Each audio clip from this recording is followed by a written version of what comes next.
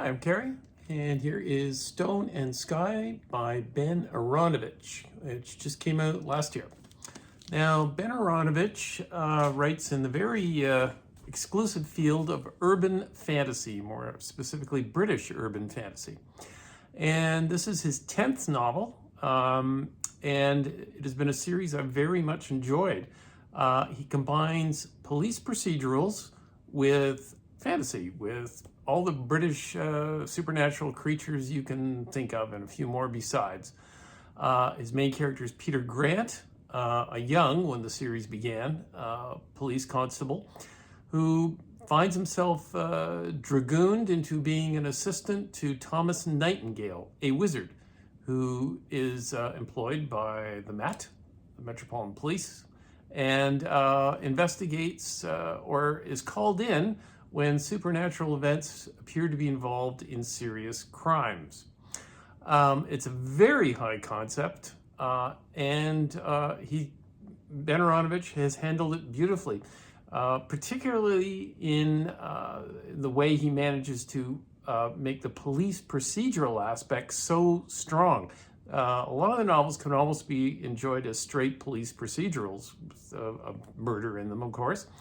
And the fantasy elements are nicely woven in, and there is a lot of humor. He's a very witty writer. Now, having said all that, I have to say with this, the 10th one, signs of decline, or at least a serious misstep, are evident. The problem is, unless you have read all the other Peter Grant, the series as a whole is called Rivers of London. If you haven't read all the other novels, it would be impossible to come in at this one and enjoy it. There are just simply too many references to past events, past characters. But perhaps more problematic than that is the writing itself, specifically the plotting.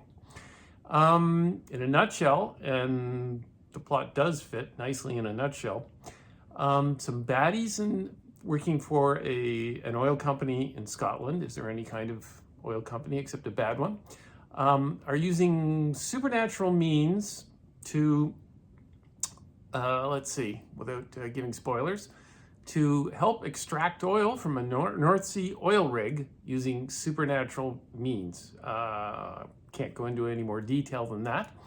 But a murder kicks things off, which brings Peter Grant into the picture because he's holidaying in Scotland with, it seems, just about everyone he knows or is related to. And here's one of the problems. There are simply too many characters in this novel.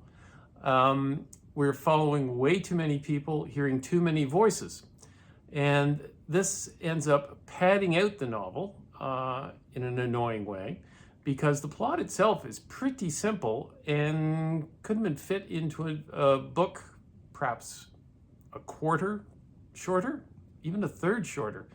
And the other problem is that, Aaaronovitch has always had a talent and a desire to detail the architectural elements of the world, that, or at least the elements in any story he's telling. It's gone overboard here. It's almost like half the novel is a description of Aberdeen, Scotland, where the action takes place. Some of it reads like Wikipedia entries. And on top of that, there is a lot of superfluous action and description. One of the major secondary characters is Abigail, Peter's cousin, who is also an apprentice wizard. And so we get some rom-com action with her and a local supernatural human entity. That takes up more time. It also splits the focus because the story alternates between Abigail and Peter. And what else? There is also the addition of some talking foxes, which I believe have been in the previous stories, but here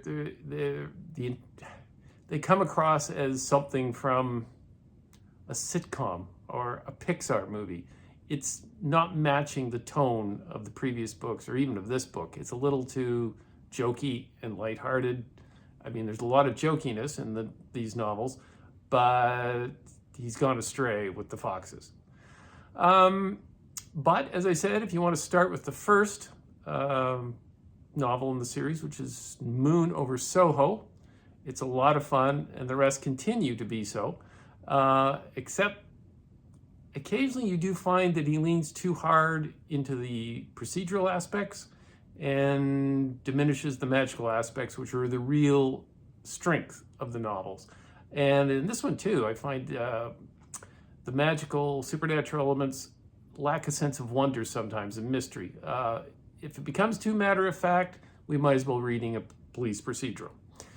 So anyway, that's it. And my novel, which I promote endlessly, Skeleton Palms, a violent thriller set in California and Nevada about some billionaires meeting ugly ends finally. Who wouldn't like to hear that happen?